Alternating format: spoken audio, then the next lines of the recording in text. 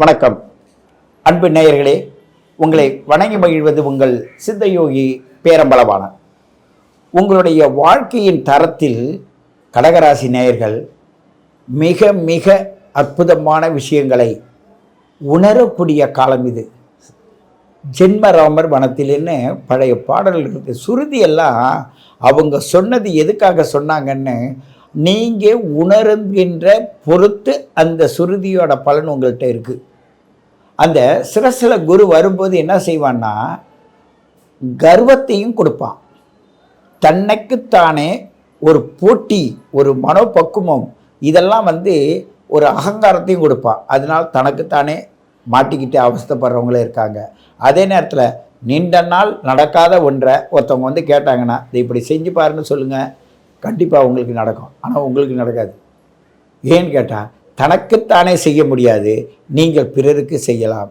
நீங்கள் பிறருக்காக செய்து கடகராசியிலிருந்து இந்த காலம் குரு உள்ளே இருக்கும்போது, உச்சநிலையில் இருக்கும்போது நீங்கள் பலன் அடைய முடியாது. நீங்கள் பிறருக்கு பலன் அடைய வழிகாட்டுபவர்களாக இருப்பீர்கள். நீங்கள் புண்ணியத்தை சேர்த்து வைக்க முடியுமே தவிர நீங்கள் உங்களுக்காக பொருளாதாரத்தை ஈட்ட முடியாது. ஆனால் பொருளாதாரத்தை நீங்கள் எதிர்பார்த்துருப்பீங்க. பொருளாதாரம்க்கு வரும், ஒரு ப்ரொமோஷன் வரும், ஒரு வெளிநாட்டில் எனக்கு அந்த இது வரும் நினச்சிருப்பீங்க. உங்கள்கிட்ட எல்லா இன்டர்வியூ முடிச்சுட்டு வேற ஒருத்தரை அனுப்பி விட்ருவாங்க. இப்படிலாம் நடக்கும். சில பேர் அங்கே இருப்பாங்க, ஐயா எனக்கு அடுத்த நிலை எப்படி இருக்குன்னா, உங்கள் ஜாதகத்தை அனுப்பி கேட்டு பாருங்கள் அடுத்த நிலை எப்படி இருக்குன்னா. ஆனால் தற்சமயம் இந்த ஓராண்டு காலமாக வெளிநாட்டில் இருப்பவர்கள் தங்களுடைய ஜாதகத்தை காட்டி பலன் கேட்பதில்லை. ஏனென்றால் அவர்கள் இறுகி போயிருக்காங்க. அந்த சனி பகவானுடைய மூமெண்ட்டு குருசாரத்தில் வந்ததுனால அவங்களுடைய மனநிலை பாதிக்கப்படுது. உண்மையாக உணர்வதற்கு அவங்களால முடியல. பல பொய்களும் பல தவறான வழிகாட்டுதலும் அவங்கள பாதிப்புக்கு உள்ளானதுனால யார் நம்புறதுன்னு தெரியாது இருப்பீங்க. ஆனால் கடகராசி நேயர்களுக்கு பொறுத்தவரையும் அந்த பொய் திரும்பெல்லாம் ஒத்துக்காது. எது உண்மையோ அதுக்கு மரியாதை கொடுப்பீங்க, எது உண்மை இல்லையோ அதுக்கு நீங்கள் மரியாதை கொடுக்க மாட்டீங்க. காரணம் என்னென்னா, மரியாதை கொடுக்க மாட்டேன்னு சொல்ல மாட்டீங்க, மரியாதை கொடுக்கணும்னு சொல்ல மாட்டீங்க. நீங்கள் மாட்டிலே உங்களுக்கு மனம் என்ன சொல்லுதோ அதை கேட்டு நான் போயிட்டே இருப்பீங்க. காரணம் என்னென்னா, உங்களோட சேர்ந்தும் சிலரால் வாழ முடியாது, சில பேர் விலகியும் வாழ முடியாது. நீ இல்லாத அவங்களால வாழ முடியாது, அவங்களோட சேர்ந்தும் உங்களால் வாழ முடியாது. இப்படி மனநிலை பாதிக்கப்பட்டவர்களும் உங்கள் கூட இருப்பாங்க. அதே நேரத்தில் தாயாக இருந்தாலும் சரி, மற்றவங்களாக இருந்தாலும் சரி, மன சஞ்சலத்தில் தான் உங்கள்கிட்ட வருவாங்க. நீங்கள் அவங்கள பிடிச்சி நெறிப்படுத்தி அவங்கள ஒழுங்குபடுத்தி வழிகாட்டுதல் உங்களுடைய குணமும் உங்களுடைய கவனமும் அப்படி தான் இருக்கும். ஆனால் ஒரு புதிய ஒரு உந்துதல் உங்களுக்கு கிடைக்கும். நீங்கள் வெளிநாடுகளுக்கு போகுவதும் உங்கள் வெளிநாட்டில் இருக்கிற மதிப்பு மரியாதையும் நீங்கள் இது பண்ணுங்கள். 10ல் 1 பங்கு நீங்கள் செலவு பண்ணினால், கடகராசி அன்பு நேயர்களை பொறுத்தவரையும் வாழ்க்கையில் 10 பங்கு நீங்கள் செலவு பண்ணுறதாங்க உங்களுக்கு வாழ்நாள் ஃபுல்லாக 100 பங்காக நிற்கும். மீதி 90 பங்கு செலவு பண்ணுறது தான் அது உங்களுக்கு திரும்பி வராது. நீங்கள் நினச்சி பாருங்கள், இந்த 10 பங்கு தான் உங்களை 100 பங்காக உங்களுடைய அந்திம காலத்துக்கு பயன்பாடுமே தவிர இந்த 90ம் உங்களுக்கு செலவைட்டதை தான் கொடுக்கும். அது அவரவர்களுடைய பிறப்பின் ரகசியத்தை பொறுத்தது. ஆகையினால் உங்களுடைய அருமையான அந்த குருச்சாரமும் சனிச்சாரமும் அங்கே புஷ்கர்ணா நவாம்சம்லாம் இருக்குது சாமி, நாங்கள் இதெல்லாம் இப்படியெல்லாம் இருக்கோம், நீங்கள் மற்றவங்க சொல்கிறபடினா எல்லாரும் ஒவ்வொரு பாட்டாக சொல்லிகிட்டு இருக்காங்க. அது எல்லாம் ஒன்று சேர்த்து பார்த்தா தான் அதோட பலன் தெரியும். நீங்கள் அந்த எல்லா அமைப்பிலும் இருப்பாங்க. நிறைய பேர் கேட்பாங்க, ஐயா எனக்கு புஷ்கர்ணமன்ன வம்சத்தில் இருக்கேன், எனக்கு லாபாதிபதி யோகத்தில் இருக்குது, எனக்கு எந்த ஒரு தோஷமும் இல்லை, செவ்வாய் தோஷம்லாம் கிடையாது, எல்லாமே எங்கள்கிட்ட. இப்போல்லாம் ஜோதிடம் பார்ப்பதை விட ஜோதிடம் கேட்பதில் ஆர்வம் அதிகமாக இருக்கிறீங்க. அப்படி இருக்கும்போது கேட்பது தப்பு இல்லை. ஆனால் அதை நீ எடுத்து பலன்பட முடியுமா, அதை தான் நீங்கள் பார்க்கணும். நாம் பயன்படுவதற்காக இந்த பூலோகத்தில் வாழ்கிறேன்னா, நான் சேர்த்து வச்சதை பிறருக்கு கொடுக்கறதுக்காக இந்த பூலோகத்தில் வாழ்னா என்பதை மட்டும் நீங்கள் புரிந்தால் போதும், உங்களுடைய வாழ்க்கையின் தரம் உயர்ந்து போகும். ஆகையினால் கடகராசி அன்பு நேயர்களை பொறுத்தவரையும் மிக அற்புதமானவர்கள், உன்னதமானவர்கள். தன்னுடைய மனதுக்கு ரொம்ப பயந்தவங்க, உண்மைக்கு ரொம்ப பயந்தவங்க. ஆகையினால் உங்களுடைய வாக்கும் சுத்தமாக இருக்கும், உங்களுடைய மனதும் சுத்தமாக இருக்கும். தனக்குத்தானே வம்பில் தானே மாட்டிக்கிட்டு அவதிப்படுற சூழ்நிலையும் உங்களுக்கு அமைஞ்சிருக்கும். ஆகையினால் அந்த ராசியை பொறுத்தவரையும் இது பொது பலன்தான். ஆனால் உங்கள் ஜாதகத்தில் அந்த ராசி அதிபதி எங்கே போய் உட்காந்துருக்கானோ அதை பொறுத்து மாறும். எல்லா ராசிகளுக்கும் சரி, நாங்கள் அந்த ராசியை பற்றி சொல்கிறோம். அந்த ராசி அதிபதி எங்கே இருக்காரோ அதுவும் அவன் யார் சாரம் பெற்றிருக்கானோ அதுக்கும் இந்த ராசி அதிபதிக்கும் என்ன தொடர்பு, அந்த ராசிக்கும் அந்த சாரநாதனுக்கு என்ன அதிபதி, அதுக்கு வீடு கொடுத்தவன் என்ன அதிபதி, இப்படி பல கணக்குகள் உள்ளுக்குள்ளே இருக்குது. நீ ஒரு வீட்டுக்கு விருந்தாடி போயிருக்க, யாருன்னா எங்கள் அத்தைன்னு சொல்லுவாங்க. அத்தை யார் வீட்டில் இருக்காங்க? அவங்க அண்ணன் வீட்டில் இருக்காங்க. அவங்க அண்ணன் வீடு அது, ஆனால் சொந்த வீடு எங்கே இருக்குது? அதே நேரத்தில் அந்த சொந்த வீட்டில் என்னவா இருக்குது, தற்சமயம் பிரச்சனையில் இருக்காங்களா இல்லை நல்லா இருக்காங்களா, அதை பார்க்கணும். அண்ணன் வீட்டுக்கு போனாங்களே எத்தனை நாள் தங்குவாங்க, எத்தனை நாள் வந்திருக்காங்க, இதெல்லாம் தோண்டி பார்க்கும்போது பார்த்தீங்கன்னு வச்சுங்க, உங்களுடைய உண்மையான சம்பவம் அப்படியே பக்கமாக உங்களுக்கு தெரியும். நீங்களே புரிஞ்சிக்க முடியும், அப்படியே தத்துரூபமாக சொல்ல முடியும். ஆகையினால் நடக்கின்ற ஒவ்வொரு சொல்லும் செயலும் உங்களிடம்தான் இருக்கிறது. சொல்லுவதும் செய்வதும் நீங்கள் உணர்ந்து சொல்லுங்கள், உணர்ந்து செய்யுங்கள். நிச்சயமாக இந்த பொங்கல் பண்டிகை உங்களுக்கு சீரும் சிறப்பும் தரும். ஏனென்றால் உங்களுக்கு நேரில் 7 தான் வரார் சூரியன், 2 கூடையவர். ஆகையினால் உங்களுடைய சொந்த பந்தங்களை கூட்டி வச்சு உணவளியுங்கள். உங்கள் அக்கா தங்கச்சி இருக்காங்கன்னா அவங்களுக்கு அந்த முன்னோர்கள் காட்டிய வழிபடி சீர் சிறப்புகள் செய்யுங்கள். நீங்கள் மேலும் மேலும் உயருவீங்க. அக்கம் பக்கம் இருக்கிறவங்கெல்லாம் உங்கள் அக்கா தங்கச்சி மாதிரி நினச்சிங்க, அவங்களுக்கு உதவி செய்யுங்க. நீங்கள் கண்டிப்பாக மிக உயர்ந்த நிலையில் வருவீங்க என்று கூறிக்கொண்டு, இந்த பொங்கல் பண்டிகையை மிக சிறப்பாக நீங்கள் கொண்டாட வேண்டும் என்று இந்த பிரபஞ்சத்திடம் வேண்டிக்கொண்டு உங்களை வணங்கி மகிழ்கிறேன். மீண்டும் சந்திக்கிறேன். உங்கள் சித்தயோகி பேரம்பலவாணன். எல்லோருக்கும் வணக்கங்க. நான் பாரம்பரிய ஜோதிடர் பா. ரவிக்குமார். இப்போ நாம் பார்க்கக்கூடிய ஒரு தலைப்பு அப்படின்னு பார்த்தீங்கன்னா, தை மாதத்துக்குண்டான மாத பலன்களை பற்றி தான் இந்த காணொலியில் பார்த்துட்டு இருக்கிறோம். நிகழும் மங்களகரமான விசுவா வசு வருடம் தை மாதம் 1ஆம் தேதி வியாழக்கிழமை அதிகாலையில், அதாவது ஜனவரி மாதம் 15ஆம் தேதி அன்னைக்கு இந்த மாதம் பிறக்கப்படுதுங்க.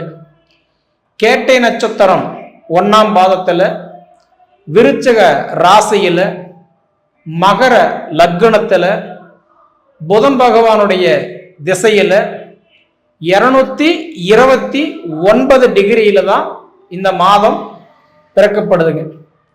இப்படி பிறக்கும்போது இந்த மாதத்தில் பார்த்தா முக்கியமான ஒரு 4 நிகழ்வுகள் என்னன்னு பார்த்தீங்கன்னா, தை மாதம் 1ஆம் தேதி, அதாவது தை பொங்கல் அன்னைக்கு இந்த மாதம் பிறக்கப்படுது.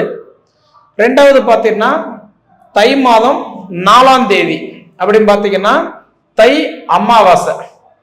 அதாவதுன்றது இறந்தவங்களுக்கு நம்ம தர்ப்பணம் கொடுக்கறதுக்கு அற்புதமான ஒரு அமாவாசை. பொதுவாகவே பார்த்தீங்க அப்படின்னா ஒரு வருடத்துல முக்கியமான 3 அமாவாசை அப்படின்னு பார்த்தீங்கன்னா, ஆடி அமாவாசை, புரட்டாசி மாகாளி அமாவாசை, இது தை அமாவாசை. இந்த 3 அமாவாசையுமே இறந்தவங்களுக்கு நம்ம தர்ப்பணம் கொடுக்கும்போது, அதாவது இறந்தவங்களுக்கு நம்ம படையல் போட்டு சாமி கும்பிடும் பொழுது இறந்தவங்க சொர்க்கத்துக்கு போவாங்க அப்படின்றது ஒரு ஐதீகம். அதே மாதிரி அந்த இறந்தவங்களோட ஆத்மா சாந்தி அடையும் போது அவங்களே நம்ம வீட்டுல பிள்ளைகளா வந்து பிறப்பாங்க அப்படின்றது ஒரு ஐதீகம் உண்டு. அதனால இந்த தை அமாவாசை, அதாவது பாத்தீங்கன்னா 4ஆம் தேதி அன்னைக்கு வர்றதுனால நீங்க இறந்தவங்களுக்கு சாமி கும்பிட்றதுக்கு உண்டான நாள் தை மாசம் 4ஆம் தேதி தை அமாவாசை. இறந்தவங்களுக்கு வழிபாடு செய்யுங்க, அதாவது உங்களுக்கு ரொம்ப நல்லது நடக்கும். நம்ம பிள்ளைகளுக்கு புண்ணியத்தை சேர்த்து வச்சுட்டு போகணும், பாவத்தை எப்பயுமே சேர்த்து வச்சுட்டு போகக்கூடாது. அதனாலதான் இந்த இறந்தவங்களுக்கு நம்ம கொடுக்குற இந்த தர்ப்பணம். சரிங்களா?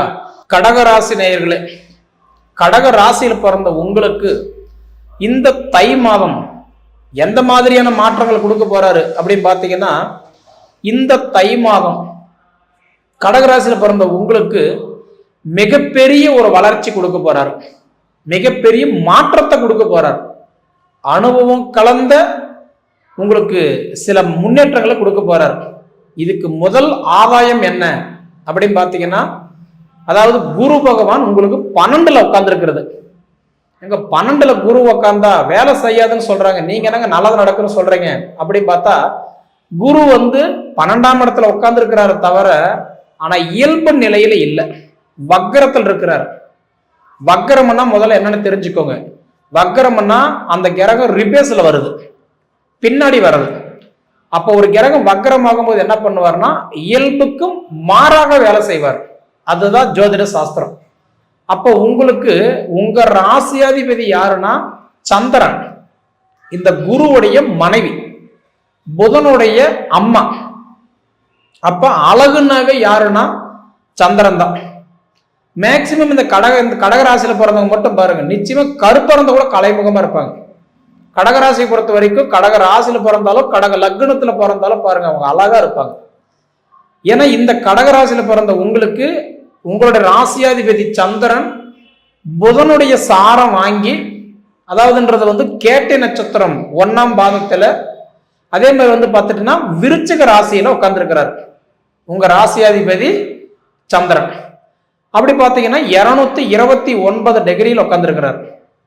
அப்படி உட்கார்ந்துருக்கக்கூடிய இந்த சந்திரன் பொதுவா உச்சம் அடைகிற வீடு எதுன்னு பார்த்தீங்கன்னா ரிஷப ராசி, நீச்சம் அடைகிற வீடு எதுன்னு பார்த்தீங்கன்னா இந்த விருச்சிக ராசியில தான்.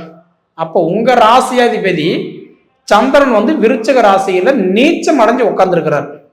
ஆனா நீச்சம் அடைஞ்ச சந்திரனா இருந்தாலும் அதிகபட்சம் நீர் கிரகம் 2.25 நாள் சொல்றவர் தான் உங்க ராசிக்கு அதிபதி. அப்ப அடுத்த 2.25 நாள்ல உடனே அடுத்தது தனுசு ராசிக்கு மாறிடுவார். அதனால நீச்சத்துல வந்தாலும் நீங்க பெருசா ஒன்றும் பயப்பட தேவையில்லை. இப்படி இருக்கக்கூடிய சந்திரன் அப்ப குருவுடைய மனைவி, அப்ப குரு பகவான் உங்க ராசிக்கு 12ஆம் இடத்துல இன்னைக்கு உட்கார்ந்து இருக்கிறார். பொதுவா ஒரு கிரகம் 12ஆம் இடத்துல இயல்பு நிலையில இருந்தா அந்த கிரகம் வேலை செய்யவே செய்யாது. 6, 8, 12 அதுல குறிப்பா 12ஆம் இடத்துல ஒரு கிரகம் உட்கார்ந்தா வேலை செய்யாது. ஆனா வக்கரம் அடைஞ்சு உட்கார்ந்து இருக்கக்கூடிய குரு இந்த மாசம் உங்களுக்கு சூப்பரா வேலை செய்யும், நீங்க பயப்படவே வேண்டாம். சரிங்களா? அப்ப குரு முதல்ல என்ன கொடுக்கிறாரு? திருமண தடைகள் விலகி திருமண பாக்கியத்தை கொடுக்கிறாரு. தை பிறந்தா வழி பிறக்கும் இல்லையா? அப்ப தை பிறந்தா வழி பிறக்கும்னு சொல்ற மாதிரி இந்த தை மாசம் நம்ம எதுக்கு உகந்தது? கல்யாணம் பண்றதுக்கு உகந்தது, அதாவது கிரகப்பிரவேசம் பண்றதுக்கு உகந்தது, ஒரு வீடு வேலை ஆரம்பிக்கிறது உகந்தது, சுப காரியங்கள் செய்யறதுக்கு உகந்த மாதம் தான் இந்த தை மாசம். இடம் கரையம் பண்றது, இந்த மாதிரி ஒரு சொத்துக்கள் வாங்குறது, சுப காரியங்கள் இதெல்லாம் பண்றது எல்லாமே திரட்டி வளகாப்பு இதெல்லாம் பண்றதுக்கெல்லாம் இந்த தை மாசம் தான். அதனாலதான் தை பிறந்தா வழி பிறக்குன்னு சொல்லுவாங்க. அதே மாதிரி நம்ம இறந்தவங்களுக்கு தர்ப்பணம் கொடுக்கறதுக்கு அற்புதமான அமாவாசை தான் இந்த தை அமாவாசை. நம்ம பிள்ளைங்களுக்கு புண்ணியத்தை சேர்த்து வச்சுட்டு போகணும், பாவத்தை சேர்த்து வச்சுட்டு போகக்கூடாது. அப்ப இந்த மாதத்துல இறந்தவங்களுக்கு நம்ம தர்ப்பணம் கொடுத்தீங்கன்னா அதுவே உங்களுக்கு அவங்களே பிள்ளைகளா பிறப்பாங்கன்றது ஒரு ஐதீகம் உண்டு. அதே இறந்தவங்களை நாம் இந்த அமாவாசை எடுத்து கும்பிடும் பொழுது சொர்க்கத்துக்கு போவாங்க அப்படின்ற ஒரு ஐதீகம் இருக்குது. அது கடைபிடிங்க. தை மாசத்துல பாத்தீங்கன்னா அதாவதுன்றது வாஸ்து நாள் அப்படின்றது 12ஆம் தேதி வாஸ்து நாள். அப்ப 12ஆம் தேதி வாஸ்து நாள் வர்றதுனால இந்த பூமி பூஜை போடுறதுக்கு, கிரக பிரவேசம் பண்றதுக்கு, அதாவது நிலவுகால் எடுத்து வைக்கிறதுக்கு, ஒரு சுப காரியங்கள் செய்யறதுக்கு இது எல்லாமே வாஸ்து நாள் அற்புதமான ஒரு நாள். ஏன்னா இந்த மாசம் பாருங்க முக்கியமான அற்புதமான நாட்கள் எல்லாம் வருது. தை பூசம் வருது, தை பொங்கல் வருது, வாஸ்து நாள் வருது. அது போக நான் சொல்ற மாதிரின்றது பார்க்கும்போது உங்களுக்குன்றது தை அமாவாசை வருது. இது எல்லாமே பாருங்க உங்களுக்கு சூப்பரான ஒரு காலகட்டம். அப்ப உங்க ராசிக்கு 12ஆம் இடத்துல இருக்கிற குரு அவர் வக்கரத்துல இருக்கிறதுனால நல்லதை மட்டும் தான் கொடுப்பாரு, கெட்டதை கொடுக்க மாட்டாரு. நீங்க பயப்பட வேண்டிய அவசியமே இல்லை. சரிங்களா? அப்ப 2வது பார்த்துட்டீங்கன்னா இன்னைக்கு உங்க வீட்டுக்கு 2வது வீட்டுக்கு அதிபதி சூரியன், மாத கிரகன் சொல்லக்கூடிய சூரிய பகவான் 7ஆம் இடத்துல உட்கார்ந்து இருக்கிறார், மாங்கல்ய ஸ்தானத்துல.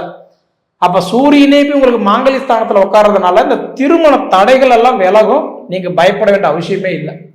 கல்யாணம் ஆகலையே, ஒவ்வொரு மாசமும் போயிட்டு இருக்குது, ஒவ்வொரு வருஷமும் போயிட்டு இருக்குது, ஒண்ணுமே ஒரு கட்ட பிரம்மச்சாரியாவே நம்ம சுத்திட்டு இருக்கிறோம் அப்படின்னு நினைக்கக்கூடிய கடகராசிக்காரர்களுக்கு இந்த மாசத்துல நிச்சயமா ஒண்ணு கல்யாணம் ஆகிறதுக்கு வாய்ப்பு உண்டு, இல்ல இன்னாருக்கு இன்னாரு அப்படின்னு முடிவெடுத்து பிக்ஸ் பண்றதுக்கு ஒரு வாய்ப்பு உண்டு. அதனால உங்க ஜாதகத்துல திருமண பாக்கியம் இருக்குதான்றத பாருங்க. அப்படி இருந்துருச்சுன்னா திருமணம் வரன் பார்த்துக்கிட்டு இருக்கக்கூடிய கடகராசிக்காரங்களுக்கு இந்த மாதம் திருமண பாக்கியம் நல்லா இருக்குது. ஏன்னா சூரியனே உங்களுக்கு 7ஆம் இடத்துல உட்கார்ந்து இருக்கிறார், அற்புதமான வீட்டுல. சரிங்களா? இப்படி உட்காரும் போது உங்களுக்கு புதன் பகவான் 6ஆம் இடத்துல உட்கார்ந்து இருக்கிறாரு, கிரக பரிவர்த்தனை வாங்கி. குரு வீட்டுல புதன், புதன் வீட்டுல குரு பகவான் மாறி உட்கார்ந்து இருக்கக்கூடிய காலம் பாருங்க, அற்புதமான ஒரு காலம். இந்த காலமெல்லாம் பார்த்தீங்க அப்படின்னா நிச்சயமா உங்களுக்கு இந்த படிப்பில் இருக்கிற தடைகள் விலகும். வெளிநாடு முயற்சி பண்ண வெளிநாடு யோகம் கொடுப்பாரு. பொதுவா நம்ம ஒரு விஷயத்த ஆரம்பிக்கணும்னு நினைச்சு அது பண்ண முடியாம இருந்தவங்களுக்கு இந்த தை மாசம் உங்களுக்கு கண்டிப்பா ஆரம்பிக்க போறீங்க. அது தொழிலா இருக்கலாம், கிரைமன்ற விஷயமா இருக்கலாம், சுப காரியமா இருக்கலாம், ஒரு காரியம் பண்ணணும்னு நினைச்சு பண்ண முடியாம தடையா இருந்த விஷயங்களா கூட இருக்கலாம். நிச்சயம் இந்த மாதம் உங்களுக்கு அதாவது என்னென்ன தடையா இருந்ததோ அந்த தடைகள் விலக போகுதுன்னு நான் சொல்ல வரேன். புரியுதுங்களா? அதே அடுத்தது பார்த்தீங்கன்னா சுக்கிரனும் 7ல இருக்கிறார். சுக்கிரன்னா திடீர் அதிர்ஷ்டத்தை கொடுக்குறவரே சுக்கிரன் தான். 7ஆம் இடத்துல உட்கார்ந்து இருக்கிறார். அப்ப நம்ம கூட பிறந்த சகோதரி, சகோதரன் இந்த மாதிரி இருக்கிறவங்களுக்கு திருமணம் ஆகலையா, நிச்சயம் இந்த டைம் எல்லாம் அவங்களுக்கு திருமண பாக்கியத்தை கொடுத்துருவார். உடல் உபாதிகளோட, நோய் நொடிகளோட, அதாவது எதை சாப்பிட்டா நம்ம பித்தம் தெளியும்ன்ற மாதிரி உட்கார்ந்து இருக்கிறீங்க அப்படின்னு சொன்னா கூட இந்த உடல் உபாதிகள் எல்லாம் சரியாகும். நீங்க இந்த மாசம் நீங்க பயப்பட வேண்டியதே இல்லை. சரிங்களா? அதே அடுத்தது பாத்தீங்கன்னா இன்னைக்கு செவ்வாய் 6ல உட்கார்ந்து இருக்கிறார். பயப்பட வேண்டாம். 6, 8, 12 ரமணே சொன்ன வேலை செய்யாதுன்னு. ஆனா செவ்வாய் 6ல உட்கார்ந்து இருக்கிறார் அப்படின்னா வெறும் 2 நாள் தான். ஏன்னா 2ஆம் தேதி அன்னைக்கு அவர் 6ஆம் இடத்துல இருந்து 7ஆம் இடத்துக்கு போறாரு. செவ்வாய் பகவானும் திருமணத்துக்கு தான் சப்போர்ட் பண்றாரு. இதுல என்ன அப்படின்னா 7ஆம் இடத்துல ஆல்ரெடி சூரியனும் சுக்கிரனும் இருக்கிறாங்க. இந்த 2 கிரகம் உங்களுக்கு மாங்கல்ய ஸ்தானத்துக்கு சப்போர்ட் பண்றாரு. அப்ப பாத்துட்டீங்க அப்படின்னா 2ஆம் தேதி செவ்வாயும் 7ஆம் இடத்துக்கு போறாரு, 3ஆம் தேதி புதன் பகவானும் 7ஆம் இடத்துக்கு போறாரு. அப்ப அந்த 7ஆம் இடம் உங்களுக்கு பலம் அதிகரிக்குது. அப்படி பார்த்தோன்னா 2 பேர் இருக்கக்கூடிய அணியில 4 பேர் போய் சேர்றாங்க. புதன் ஆதித்ய யோகம், சுக்கிரன் ஆதித்ய யோகம், அதாவது பார்த்தோன்னா சுக்கிர மங்கள யோகம், இந்த மாதிரி உட்கார்ந்து இருக்கக்கூடிய கிரகம் எல்லாம் பார்த்தா உங்களுக்கு சூப்பரா வேலை செய்யும்.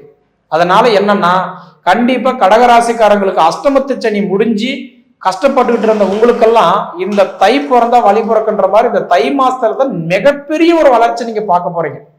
சரிங்களா? இந்த மாதிரி இருக்கும்போது குரு உங்களுக்கு 12ஆம் இடத்துல இருக்கக்கூடிய காலம் நான் முன்னே சொன்னேன், வக்கரமா இருக்கிறதுனால நிச்சயமா உங்களுக்கு அது நினைச்சது கண்டிப்பா உங்களுக்கு அடைச்சு கொடுத்துருவாரு. நீங்க பயப்பட வேண்டாம். இது போக பார்த்தீங்கன்னா சனி 9ல இருக்கிறாரு, பாக்கிய சனி இருக்கிறார். பொதுவாகவே 9ஆம் இடத்துல சனி இருக்கிறது நல்லது, பாக்கிய சனி இல்லையா? அதனால எண்ணிய காரியம் உங்களுக்கு நிறைவேறும். இதுல பாருங்க உங்களுக்கு எல்லாமே உங்களுக்கு ஃபேவரா உட்கார்ந்துருக்குது. குரு 12ல உட்கார்ந்து இருந்தாலும் வக்கரத்துல வந்ததுனால இயல்புக்கு மாறாக குரு வேலை செய்யறாரு. சனி பகவான் பாக்கிய சனியா இருந்து உங்களுக்கு பலன்களை கொடுக்கிறாரு. அடுத்தது பார்த்துட்டீங்கன்னா 8ல அஷ்டமத்து ராகு உட்கார்ந்து இருக்கிறார்.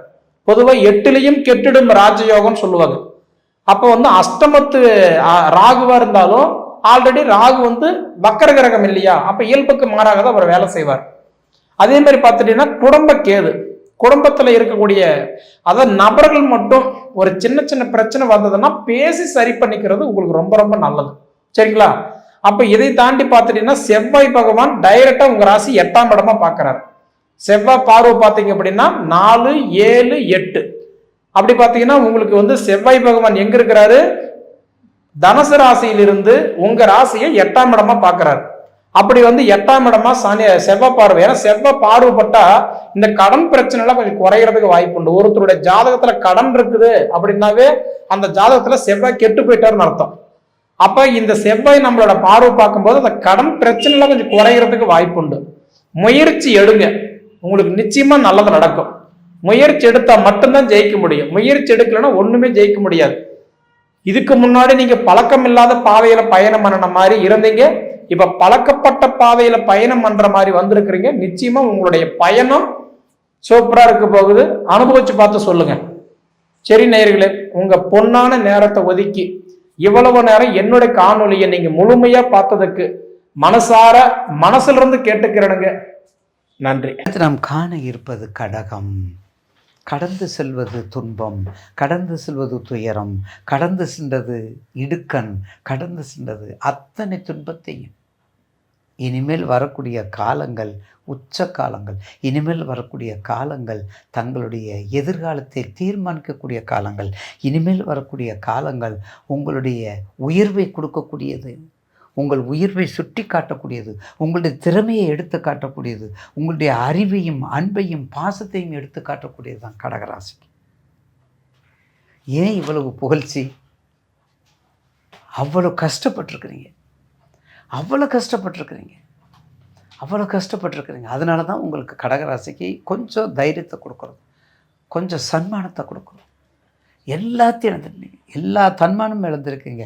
அப்போ ஒரு சன்மானம்ங்கிற ஒரு ரெக்கார்ட் பிரேக், உங்கள் ரெக்கார்டு வேணும். அந்த ரெக்கார்டை கொடுக்கக்கூடிய இடம்தான் கடகம். அப்போ கண்டிப்பாக காலபுருஷனுக்கு 4வது இடம், தாயாருக்குரிய இடம், அன்புக்குரிய இடம், பாசத்துக்குரிய இடம், மதிப்புக்குரிய இடம், மரியாதைக்குரிய இடம், வணக்கத்துக்குரிய இடம், வாழ்த்துக்குரிய இடம் கடகம். 7.5 சனி முடிஞ்சிருச்சு, எந்த பிரச்சனையும் இல்லை. அப்படியே மூவ் பண்ணி செம்மத்தில் போய் வச்சிட்டிங்க. அப்போ நம்ம என்ன செய்யணும்?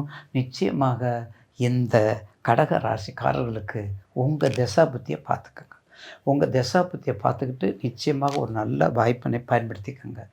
என்ன தசை, என்ன லக்கணம், என்ன லக்கணம், லக்னாதிபதி எங்கே, 6-8 பண்ணு மறைஞ்சிட்டாரா, இருக்கிறாரா, இல்லையா, எல்லாத்தையும் தெளிவு பண்ணிக்கோங்க.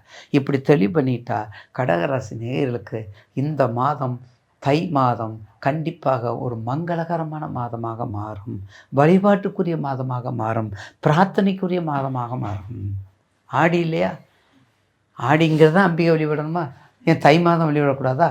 ஏன்னா உங்களுக்கு தை பாருங்கள், தையும் மகரம் பாருங்கள், 7க்கு 7 சமசப்தமி ராசி, சமசப்தமி ராசி. அப்படி இருக்கும்போது நிச்சயமாக உங்களுக்கு என்ன வேலை, என்ன தொழில், நிலம், நீர் சம்பந்தப்பட்ட அனைத்தும், நீர் சம்பந்தப்பட்ட அனைத்து தொழில், நீர் சம்பந்தப்பட்டது அனைத்து தொழிலும், டெக்ஸ்டைல்ஸ் சம்மந்தப்பட்டது, ஆராய்ச்சி சம்மந்தப்பட்டது, அடுத்து கேட்ரிங் சம்மந்தப்பட்டது, ஹோட்டல் சம்மந்தப்பட்டது, நிர்வாகம் சம்மந்தப்பட்டது, அனைத்து நீர் சம்மந்தப்பட்ட நீர்நிலைகள், மீனாக இருந்தாலும் சரி. அடுத்து என்ன இருக்குது? மீனுக்கு பதில் அதுக்கடுத்து என்ன இருக்குது? நிறைய இருக்குதுல்ல. மீன்லேயே நிறைய வகையான மீன் இருக்குது, கப்பல் இருக்குது, போக்குவரத்து இருக்குது, போர்ட் இருக்குது, பார்த்திங்களா, சப்மெரீன் இருக்குது, எல்லாமே நீர் தானே. அப்போ நீர் சம்பந்தப்பட்ட போகக்கூடிய அனைத்து தொழிலும் வெற்றியை கொடுக்கக்கூடிய இடம் கடகராசி, அனைத்தையும் வெற்றியை கொடுக்கக்கூடிய இடம் கடகராசி. எத்தனை யோக பலன் இருந்தாலும் வேலை செய்யாது. எது வேலை செய்யும்? ராசி தான் வேலை செய்யும், தசாபுத்தி வேலை செய்யும். லக்கணத்திற்கு தசாபுத்தி, ராசிக்கு கோச்சார பலன். இதை மனசில் வச்சுக்கணும். லக்கணத்துக்கு தசாபுத்தி, ராசிக்கு கோச்சாரத்தில். அப்போ கண்டிப்பாக அஷ்டமத்து சனிலேருந்து விடுபட்டு வந்ததுனால உங்களுக்கு மேற்கொண்ட உங்களுக்கு தகுந்த தொழிலை மட்டும் செஞ்சுட்டு வாங்க. உங்களுக்கு தெரிந்த மற்ற தொழிலை விட்டு இந்த தொழிலை மட்டும் செஞ்சுட்டு வாங்க. விவசாயமும் எடுத்துக்கோங்க, விவசாயம் எடுத்துக்கோங்க, மாடு எடுத்துக்கோங்க, வண்டி, தானியங்கள், பால் வியாபாரம், பார்த்திங்களா, பால், அதில் மட்டும் பாலுக்கு தனி, விவசாயம் தனி, நிர்வாகம் தனி, அக்ரிகல்ச்சர் எல்லா டிபார்ட்மெண்ட்டுக்காரங்களும் வந்துடலாம். இப்படியெல்லாம் செஞ்சு வரும்போது நிச்சயமாக கடகராசி நேயர்களுக்கு இந்த மாதம் கடந்த மாதமாக கசப்பான மாதமாக மாறி இனிப்பான மாதமாக அமையும். கசப்பான மாதமாக மாறி இனிப்பான மாதமாக அமையும். தயவுசெய்து உங்களுக்குரிய தொழிலை மட்டும் செஞ்சுட்டு வாங்க. டெக்ஸ்டைல்ஸு கூட எடுத்துக்கலாம், டெக்ஸ்டைல்ஸ் எடுத்துக்கலாம், வாத்தியாரும் போகலாம், ஆராய்ச்சி அறிவுக்குரியவர், பட்டப்படிப்புக்குரியவர், ஆராய்ச்சி அறிவும் அதிகமாக இருக்குது. அப்போ அந்தளவுக்கு போகலாம். கடகராசி நேயர்களுக்கு இந்த தை மாதம் ஒரு சிறப்பான மாதமாக அமையும் என்பதில் மாற்று கருத்து அல்ல. ஏன்னா பொதுவாக பாருங்கள், அம்பிகை வழிபாடுனாலே தை மாதம், அம்பிகை அதுக்கு சமசப்தம் தான் தை. அப்போ அம்பிகை வழிபாடுனால உங்களுக்கு கடகம்தான். ஆடி மாதம் எல்லா விதமான துன்பம் மறந்து இருக்கும், ஒரு ஓரத்தில் இருக்கும். அப்படி சொல்கிறாங்கல்ல, என்னை மறந்துட்டிங்களா அப்படின்னு கேட்குறாங்க. இல்லையே, ஒரு ஓரத்தில் இருக்குது அப்படின்னு நினைக்கிறாங்களா? அந்த மாதிரி தான். அதனால் கடகத்தில் உள்ளவங்களுக்கு இந்த மாதம் ஒரு நல்ல பலனை கொடுக்கும் என்பதில் மாற்று கருத்து அல்ல. அப்போ அஷ்டமத்து சனி முடிஞ்சு அருகாமையில் ஒரு நல்ல நிவாரணம், நல்ல முதலாளியாக இருக்கக்கூடிய இடத்துல நீங்கள் இருந்து செயல்பட்டால் இந்த கடகராசி நிச்சயமாக ஒரு நல்ல மார்க்கத்தை கொடுக்கும், நல்ல மனப்பக்குவத்தை கொடுக்கும். கடகராசிக்கு நல்ல மார்க்கத்தையும் பக்குவத்தையும் கொடுக்கும் என்பதில் மாற்று கருத்தில். தசாபுத்தியை மட்டும் பார்த்துக்கோங்க சார், தசாபுத்தி மட்டும் பார்த்துக்கோங்க, அதில் எந்த வித மாற்று கருத்து இல்லை. இதை மட்டும் தெரிஞ்சிருந்தால் நிச்சயமாக ஒரு நல்ல இந்த மாதம் உங்களுக்கு சிறப்பான மாதமாக அமையும். வணங்க வேண்டிய தெய்வம் வடக்கு முகமுள்ள அம்பாள் வழிபாடு, வடக்கு முகமுள்ள அம்பாள் வழிபாடு, அதை பண்ணுங்கள். பில்லி ஏவல் சூனியம் பயப்படாதீங்க. கோலவிழி அம்மன், கோலவிழி அம்மன் மயிலாப்பூரில் இருக்குது, அந்த ஏரியா மக்களுக்கு. திருச்சி ஏரியா மக்களுக்கு உக்கிரகாளி, திருச்சி மக்களுக்கு உக்கிரகாளின்னு ஒரு கோயில் இருக்குது. உக்கிரகாளி அதை வழிபடுங்க. இல்லைன்னா அது பக்கத்துலேயே மதுரகாளி இருக்குது, மதுரை போகிற வழியில் மதுரகாளின்னு இருக்குது. அங்கே வந்து திங்கள் வெள்ளி திறப்பாங்க, வாரத்தில் 2 நாள் திறப்பாங்க, அப்புறம் விட்டுருவாங்க.